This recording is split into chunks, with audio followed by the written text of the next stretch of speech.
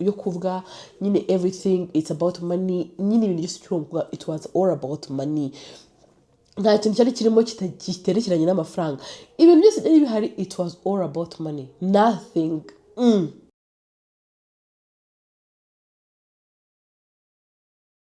Muranyumva?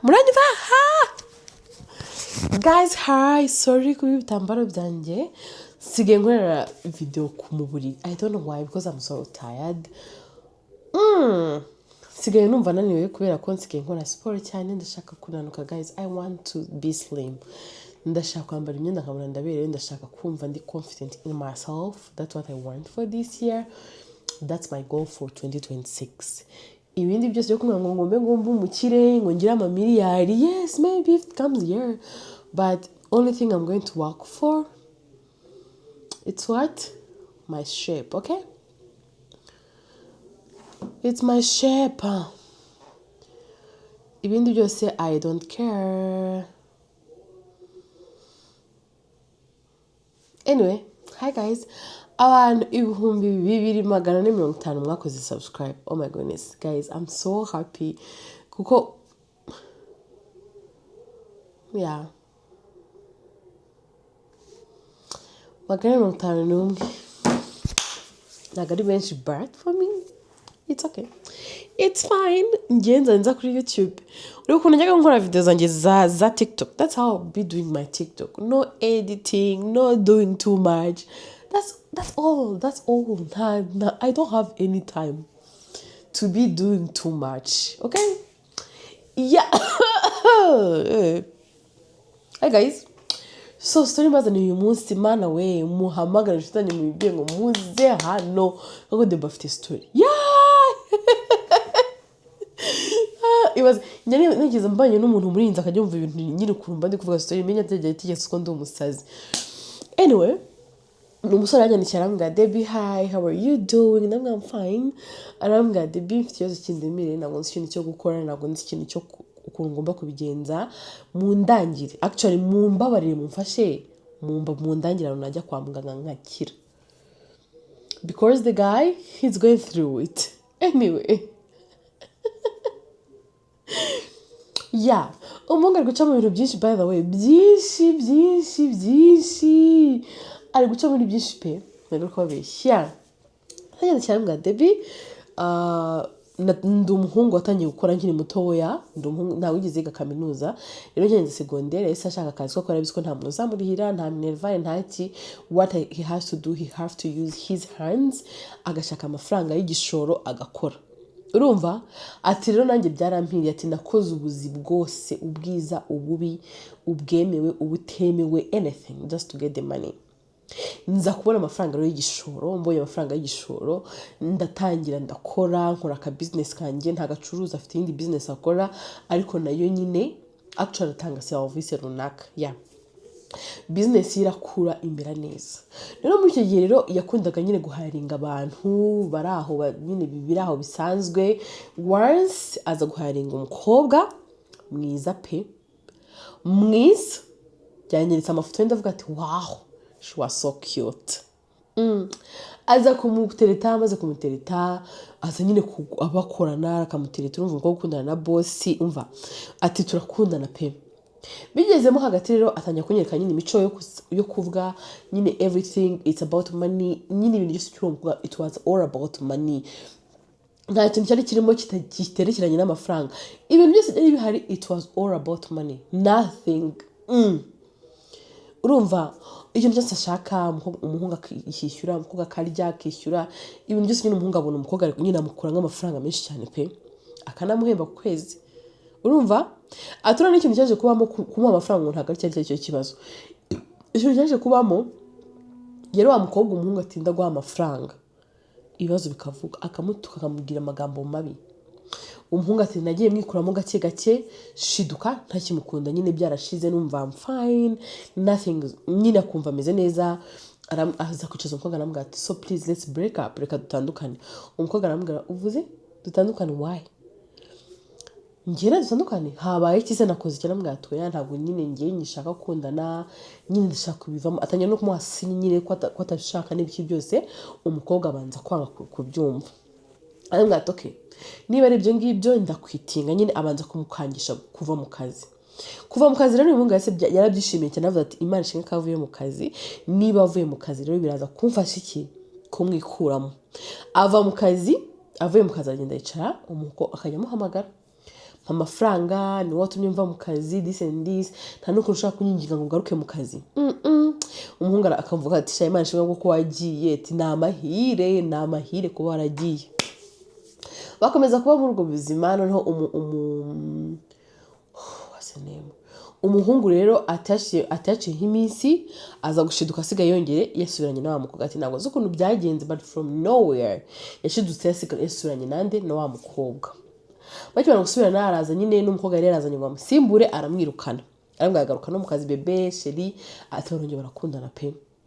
Ati nyine umva, ati noneho sinongeye no kwinubira kumuha amafaranga, ati everything I was doing ntabwo nigeze ndongera kubyinubira.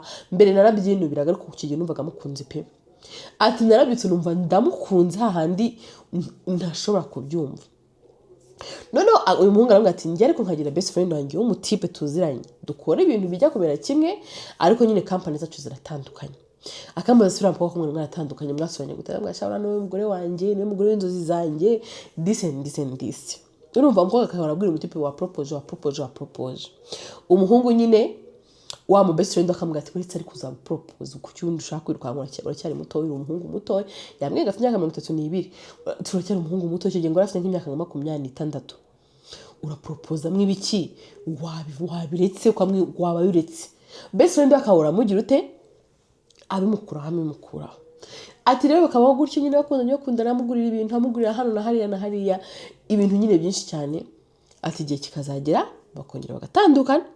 Umuhungu akabyuka mu gitondo yumva atakimushaka, atakimukunza, akongera akabivamo. Urumva bakomeza nyine baba muri ubwo buzima, bashwanye basubiranye. Umva nyine bihora ari uko bimeze. Ikibazo rero kiba kiri kimeze giti, cyakora mw'abakobwa Imana izabakubita, izabahana mugira imico mibi. Ikibazo kimeze gutya. Umuhungu rero umunsi umwe ngo umukobwa aramubwira ati arashaka kugura telefone. Icyo gihe ngo haragezeho iPhone 12. Haragezeho 12. Haragezeho iPhone 12. Umukobwa aramubwira ati njye niyo nshaka, mbabarira uyingurire ibintu nk'ibyo ngibyo. Icyo gihe nyine rero bari bamaze nk'imyaka myinshi baba muri ibyo ngibyo, ariko ngo bakongera gukundana, umukobwa akanyine kamupushinga, reka dukora ibi. Bigiraho n'umukobwa ngo aza kumubwira ngo aratwite kugira propose. Nyuma ngo sinzi ikintu cyaje kuba, uwo mukobwa ngo baratonganye, ngo baramubwiye ngo njye ngo ntabwo nwite, ngo nagira ngo ngudire ko twabana. From nowhere umuhungu atarageze iPhone 12 aramubwira ati njye niyo nshaka. Umuhungu ati ndayituma pe. Ati narayitumye, umva muri Amerika iraza ndayigura, ndanayisorera ku kibuga cy'indege, ndayimufungira, ndayimushyira. Umukobwa arishima, arambwira ati ariko sheri kunkunda waretse tukabana ibiki n'ibiki. Mbangize gute? Icyo gihe haciye iminsi mingahe noneho nanga kubibwira wa muhungu best friend wanjye, ndambwira ati kujya ntago ndimubwira ndashaka gupropoza. Abaragize ute abaramupropoje hasi hejuru. Umukobwa baramupropoje nyine, aravuga bajya gukora ubukwe. Umva atashye abisanga best friend yicaye imbere y'umuryango, ati nabonye amafoto n'amavideo. Gute ugiye gushaka uriya mukobwa ari ikintu cyiza waba waramubonyeho? Ari bindi umuhungu yambwiye ati umukobwa n'ubundi yamucaga n'inyuma. Ati yigeze kumfatana n'umusaza. Koze muhanga cyangwa abahungu ngo muri nk'abasazi. Yigeze kumfatana n'umusaza, inkuru yayimbwiye pe. Nabyo birimo ndibaza mu bintu nasomye. Urumva ngo uriya mukobwa wafasha guca inyuma, uriya mukobwa wirirwa gusaba amafaranga nkaho nta n'ikindi kinatekereza. Iyo uyabuze niyo waba ari amafaranga y'ikiranguzo ko bashaka kuyakora nyine wenda yo kuranguza n'amaproje yabo bafite, ko mbona n'abashaka kuyakoramo ngo agure imisatsi n'ibiki byose. Uriya mukobwa urumva uriya mugore ushaka gushaka, best friend wanjye ndamutwara ati genda n'ubundi wo ntacyo rugira, uri single, ubundi wabwira n'abantu bakundana. Bibayeho ngaho ngo bari gutegura ubukwe, umuhungu baragenda bajya n'iwabo w'umukobwa, baramwerekana, n'umuhungu amujyana iwabo. Amugejeje iwabo ngo ni mu cyaro. Umukobwa ati ngo aratahabwira umuhungu, aravuga ati ngewe bari abantu bari nabonye ari abanyacyaro, simba shaka mu bukwe bwanjye.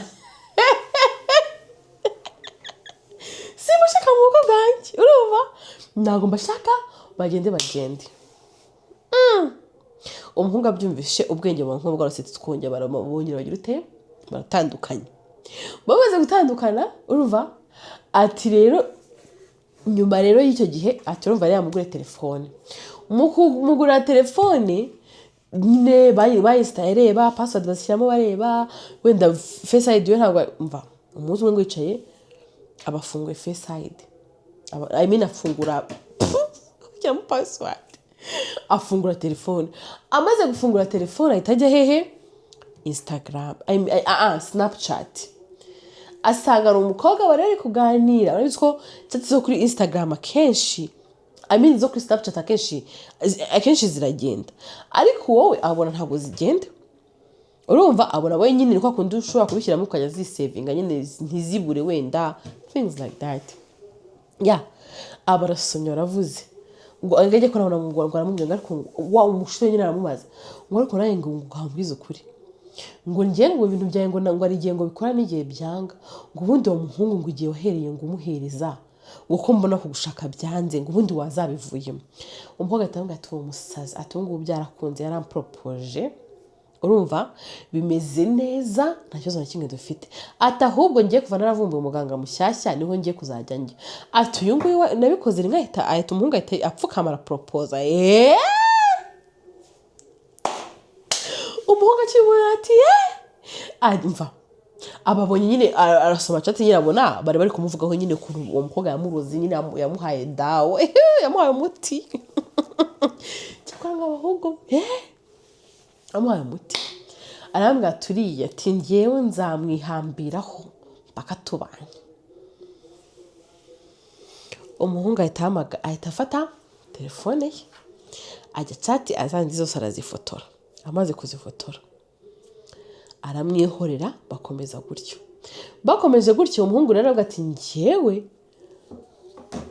ikintu nari nzi gusenga navukiye mu cyaro navukiye nyine ahantu tutari abakire ariko niko Imana yumva kandi ikora mba ngiye gusenga umugore akimbura w'umuhanuzi ati Yesu we ati Imana ishobora kugeze hano ati ni Imana ikuyoboye hano ati wowe barakuroze bro ati wowe uri mu icupa uri muri icupa uri mu icupa uri mu icupa wowe nta no kuri mu icupa rito uri mu icupa rinini wowe bagufashe bagubitamo umukobwa mwenda kubana umuziho icyo wabura haza mubazi beje ngati ko ndahazi baratwarerekanye ati se uzi impamvu mwahora mushwana musubirana ati yego ati nuko ahora kuroga kubera Imana yawe ubwo bikahora nawe birimwe rimwe bikakuvamo mukaba muronge murashwanye atari kuri umukobwa n'umurozi arakuroga umuhungu aravuga ati nanjye narabibonye narabisomye abayereketse umuhanuzi bya bintu ndavuga ati Yesu we ati dusenge uriya mukobwa kuveho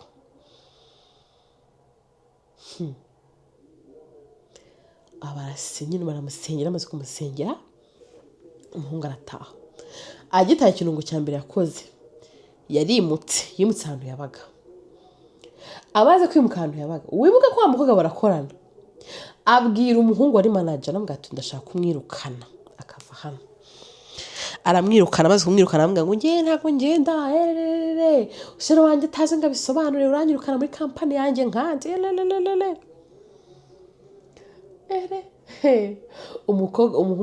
umukobwa nyine ngo ahabagasha aramubwira ati yego niba bakwirukanye genda ubwo nyine afite inshingano tujuje genda tuzatuvugana akimara kuva mu kazi umuhungu ahita block akimara kumubloka umukobwa akagera kwamushaka mama sheri bimeze gute aramubwira ati ngewe n'ikindi ntabwo ngishaka kubana nawe nyine umuhungu yangu yamwandikiye message mbere yo kumubloka yamwandikiye message amubwira ibintu byose amwerekana za chat zose umukobwa arazibona umukobwa ati imbara frizinze ubwo ntabyo nzi nge ntabwo mbizi ntabwo umuhungu iyo side ntayo mfite ariko mwagiye mu side zombi mwagiye mu babare mbugiye ku masituru kambwira ati nakana katwagira ikibazo dore naye nguyi dore nyandikira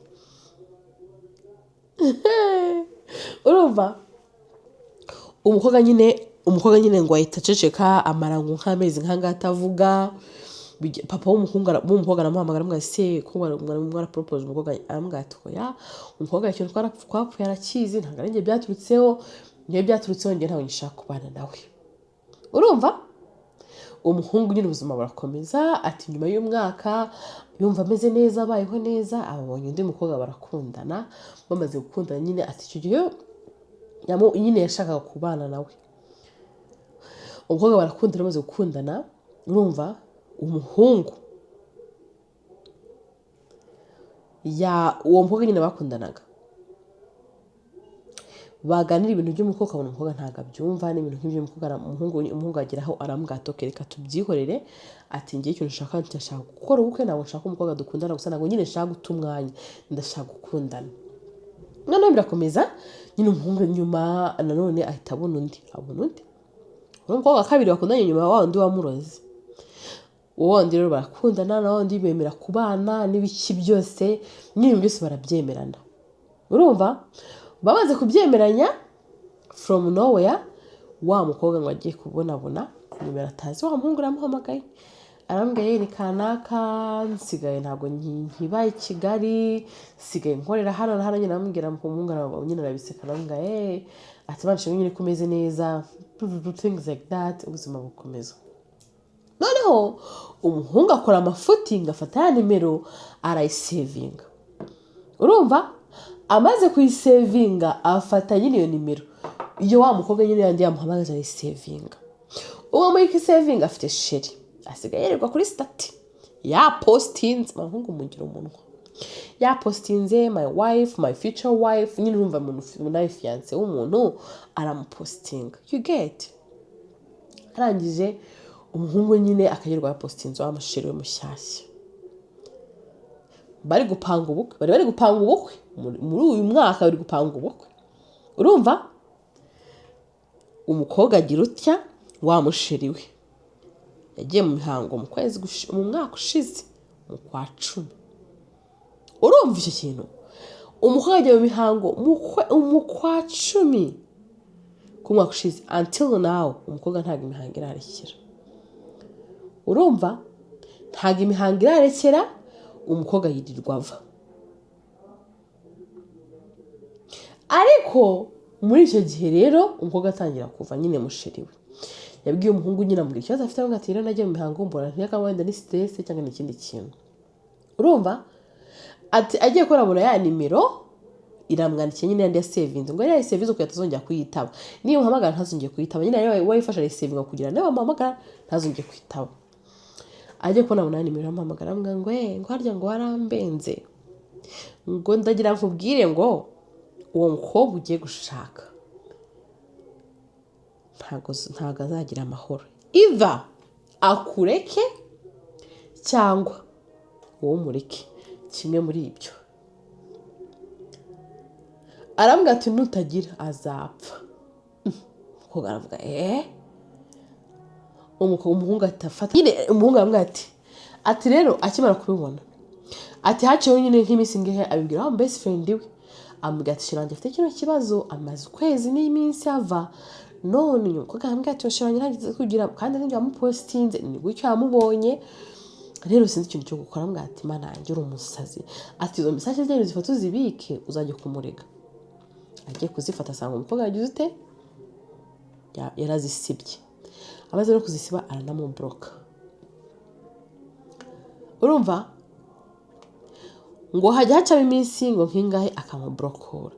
Yamara kumublokora agahita yongera akamwandikira amubwira ati ndabizi ibyo uri gucamo, ati uwo mukobwa nukugira azagira amahoro nuko ugomba kumureka, cyangwa bikaba ibibazo ngo nkinishirize ubuzima. Urumva none ahita amubwira umukobwa ngo minsi yashize ngo yaramwandikira amubwira ati kankwereke kugira muzagira amahoro nuko uwo mukobwa umureka ukamuha amahoro. Wabene ibintu ntago birimo, ntazi iyo biva ntazi iyo bijya, ni wowe wabiteye. So please listen. Ukuri uyu mukobwa nzamujyana mu mihango mpaka apfuye. Ati rero sheri wanjye ikibazo afite, iyo mihango iramurya ikamurya, ahora kwa muganga, ibibazo byaravutse, twagiye mu baganga, twagiye gusenga, twagiye ahantu hose.